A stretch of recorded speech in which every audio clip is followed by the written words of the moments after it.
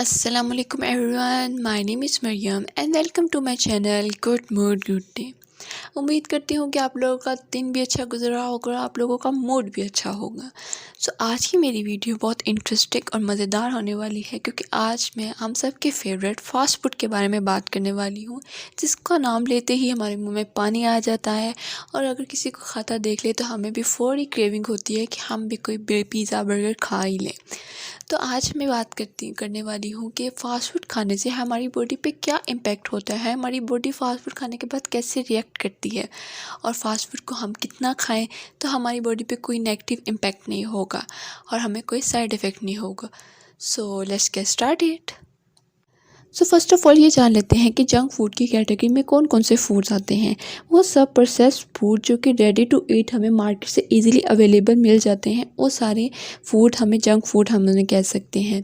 उनके अंदर चिप्स आ जाते हैं, कैंड जूसेस आ जाते हैं, पेस्ट्रीज वगैरह, ये सारी चीज़ें जंक फूड कहलाती हैं। और इसमें पिज़्ज़ाज, बर्गर, शवारमा, सैंडविचेस, जो सारी चीज़ें बेकरी से ईज़िली अवेलेबल मिल जाती हैं, उन सबको हम जंक फूड की कैटेगरी में रखते हैं कि ये सारे फूड जंक फूड हैं, क्योंकि इन फूड्स की न्यूट्रिशियस वैल्यू बहुत कम होती है और इनके अंदर कार्बोहाइड्रेट्स की रिच अमाउंट पाई जाती है। तो यहाँ पर क्वेश्चन ये आता है कि why we are addicted to fast food. हम फास्ट फूड से इतना एडिक्टेड क्यों होते जा रहे हैं, क्यों हमारी जो यंग जनरेशन है उन्हें फ़ास्ट फूड ही पसंद है। वो उनको क्योंकि ये इजीली अवेलेबल होता है, तो हम सिर्फ क्या करते हैं, एक कॉल करते हैं और हमारा ऑर्डर डिलीवर हो जाता है, हम ईजी टू ईट आराम से खाया और बैठे रहे। तो इसका एक रीज़न क्या है, क्या ये हमारी सिर्फ क्रेविंग की वजह से है, हमारी हैबिट है, क्या है? तो ये सारा हमारा मसला हमारे डोपामिन का है, जो हमारा केमिकल है। ये डोपामिन एक ऐसा हार्मोन है जो कि हमारे ब्रेन में रिलीज़ होता है। ये हमारे मूड को अच्छा बनाने में काम करता है। जब हम कोई कार्बोहाइड्रेट यानी सिंपल कार्ब लेते हैं, फास्ट फूड खाते हैं, तो हमारा डोपामिन का लेवल इंक्रीज़ हो जाता है और हमें हमारा मूड फ्रेश फील करता है, हम खुश हो जाते हैं। इसलिए भी हमें फ़ास्ट फूड खाने की क्रेविंग हो जाती है। और जब हम बिल्कुल डल फील कर रहे होते हैं, तब ज़्यादा हमारा दिल करता है कि हम कोई फ़ास्ट फूड मंगवा के कोई बर्गर खा लें, कोई पिज़्ज़ा खा लें, इससे हमारा मूड फ्रेश हो जाते हैं। कुछ लोग इसको सेल्फ लव भी कहते हैं।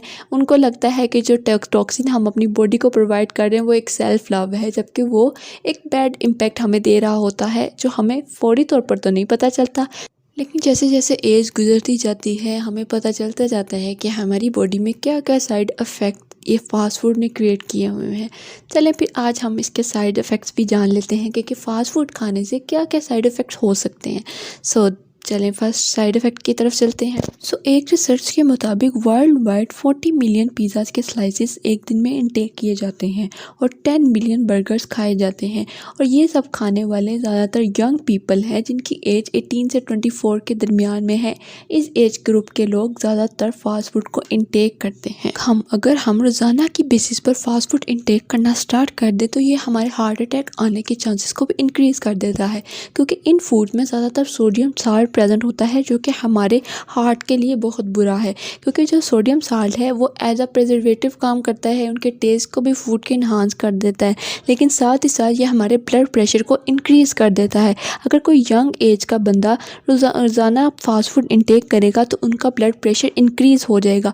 ब्लड प्रेशर इंक्रीज़ होगा तो इसका सीधा असर हमारे हार्ट पर होगा और हमारे कार्डियोवास्कुलर सिस्टम पर स्ट्रेस पड़ेगा, जिसकी वजह से हमें हार्ट अटैक भी आ सकता है, हार्ट फेलियर भी हो सकता है और स्ट्रोक भी आ सकता है। अमेरिकन हेल्थ एसोसिएशन के मुताबिक हर एडल्ट को 1500 मिलीग्राम सॉल्ट इंटेक करना चाहिए पर डे, लेकिन जब हम फास्ट फूड डेली खाते हैं तो ये हमें 2300 मिलीग्राम सॉल्ट देता है, यानी कि डबल अमाउंट। और जब हम डबल अमाउंट रोज़ाना के बेसिस में सॉल्ट की लेना स्टार्ट कर देंगे तो ये हमारे हार्ट डिजीज़ के रिस्क को इंक्रीज़ कर देगा, हमारे हार्ट अटैक आने के चांसेस को इंक्रीज़ कर देता है। और फिर हम सोचते हैं कि हमारी डाइट तो बहुत अच्छी थी, हमने तो कुछ नमक खाते ही नहीं थे, हमने तो सॉल्ट ज़्यादा खाया ही नहीं, हम तो शुगर नहीं खाते थे, हमें हार्ट का इशू क्यों पैदा हो गया? तो इसका रीज़न ये होता है कि हम प्रोसेस फूड की तरफ स्विच कर गए हैं। हम सिर्फ बैठे बैठे ऑर्डर करते हैं और खाना आता है और हम खा लेते हैं, हम हेल्दी ईटिंग नहीं करते। फास्ट फूड हमारे डाइजेस्टिव सिस्टम को भी अफेक्ट करता है क्योंकि इसके अंदर सोडियम, फैट्स और कार्बोहाइड्रेट्स की अमाउंट ज़्यादा है और इसमें फ़ाइबर तो प्रेजेंट ही नहीं है। तो अगर हम फाइबर अपनी डेली लाइफ में नहीं खाएंगे, डेली बेसिस पे फास्ट फूड ही खाते रहेंगे, तो हमारा डाइजेस्टिव सिस्टम ख़राब हो जाएगा। हमें कॉन्स्टिपेशन का मसला होगा, हमें कभी डायरिया होगा, कभी ब्लोटिंग फील होगी, कभी गैस का मसला हो जाएगा। ये सारे मसले हमें फास्ट फूड खाने की वजह से हो सकते हैं। कहा जाता है कि एक रेगुलर पिज़्ज़ा के अंदर ही 240 से 250 कैलोरीज प्रेजेंट होती है और उसके साथ तो हमने कोक तो पीनी ही पीनी है, यानी कि उससे साथ ही एडिशनल कैलोरीज ऐड हो जाती हैं, जिससे वजह से हमें वेट गेन भी हो सकता है। अगर हम डेली बेसिस पर इसी तरह का हम जंक फूड खाते रहेंगे तो हमारा वेट गेन तो ऑटोमेटिकली होगा ही होगा। और अगर वेट गेन होगा तो हमें लेज़ीनेस फील होगी, हम ज़्यादातर सोए रहेंगे, हमारा माइंड बिल्कुल भी वर्क नहीं करेगा, हम डिप्रेस फील भी करेंगे। ये भी कहा जाता है कि जो यंग जनरेशन है वो इस वजह से भी डिप्रेस ज़्यादा रहती है। इस जनरेशन में डिप्रेशन इसलिए ज़्यादा है क्योंकि हमने फास्ट फूड ज़्यादा खाना स्टार्ट कर दिया है। 51% ऑफ डिप्रेशन का रीज़न हमारा बाहर का खाना ही है, क्योंकि इसके अंदर ना न्यूट्रिएंट्स है, ना विटामिन है, ना ओमेगा 3 जो कि एसेंशियल न्यूट्रिएंट्स हैं हमें मिलते ही नहीं है। हम सिर्फ पेट भरते हैं और गुड टू गो कि हमने खाना खा लिया, हमारा पेट भर गया और बात ख़त्म। लेकिन इससे हमारा ना माइंड प्रॉपर्ली वर्क करता है, हम लेज़ी रहते हैं, ना शार्पली कोई काम कर सकते हैं, और ना साथ ही साथ हमारी मेमोरी को भी इशू होता है। हमारी मेमोरी भी शार्प नहीं रहती। आहिस्ता हमारी याददाश्त पे भी इस चीज़ का असर आना स्टार्ट हो जाता है अगर हम रोज़ाना फास्ट फूड खाएंगे, बाहर का खाना खाएंगे। फास्ट फूड हमारे ब्लड शुगर लेवल को भी इंक्रीज़ कर देता है, यानी ब्लड शुगर लेवल को में स्पाइक क्रिएट कर देता है, क्योंकि इसमें ज़्यादा अमाउंट सिंपल कार्ब्स की है जो कि हमारे ब्लड शुगर लेवल को यकदम इंक्रीज़ कर देते हैं। जैसे ही हम फूड खाते हैं, फूड डाइजेस्ट होता है और फौरी तौर पर एनर्जी मिलती है, जिससे ब्लड शुगर लेवल इंक्रीज़ हो जाता है। और इससे ये भी खतरा है कि जो यंग लोग हैं, यंग पीपल, अगर रोज़ाना डेली बेसिस पर फास्ट फूड इंटेक करते जाएंगे तो उनको टाइप 2 डायबिटीज़ यंग एज में, यानी कि अर्ली एज में ही टाइप 2 डायबिटीज़ हो सकती है। Fast food also increases respiratory problems. ये हमारी ब्रीथिंग प्रॉब्लम को इंक्रीज़ कर देता है। हम सही से सांस नहीं ले पाते क्योंकि वेट गेन होने की वजह से सांस लेने में मुश्किल होने स्टार्ट हो जाती है। रीसेंट स्टडी के मुताबिक अगर एक चिल्ड्रन 2 से 3 मरतबा एक हफ्ते में फास्ट फूड खा लेता है तो उसको अर्ली एज में ही अस्थमा हो जाएगा, उसको सांस लेने में मुश्किल होने स्टार्ट हो जाएगी और साथ ही साथ उसका नर्वस सिस्टम अच्छे से वर्क नहीं करेगा, वो शार्पली वर्क नहीं कर पाएगा, चीज़ों को फोकस नहीं कर पाएगा और उसका मेमोरी इश्यूज़ भी होने स्टार्ट हो जाएंगे अर्ली एज में ही। फास्ट फूड हमारे कोलेस्ट्रॉल लेवल को भी इंक्रीज़ कर देता है, हमारी बॉडी में एलडीएल यानी कि बैड कोलेस्ट्रॉल को इन्हांस कर देता है, उसकी प्रोडक्शन को इंक्रीज़ कर देता है।